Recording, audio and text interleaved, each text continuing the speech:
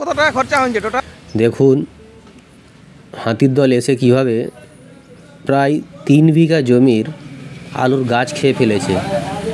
অর্থাৎ আলু গাছ ততটা পরিণত না হলে আলু তো ছোট ছোট হবে না, অতএব আলু বেড়ে ওঠার আগেই তার গাছ খেয়ে ফেলেছে। দেখুন প্রায় 3 বিঘা জমির পিঁড়াকাটা লাগোয়া কদমাশোল গ্রামের রামপদ মাহাতো বাবুর আলু চাষ করেছিলেন, তাই উনি টেনশনে দেখুন বাবুর মাথায় হাত পড়ে গিয়েছেন।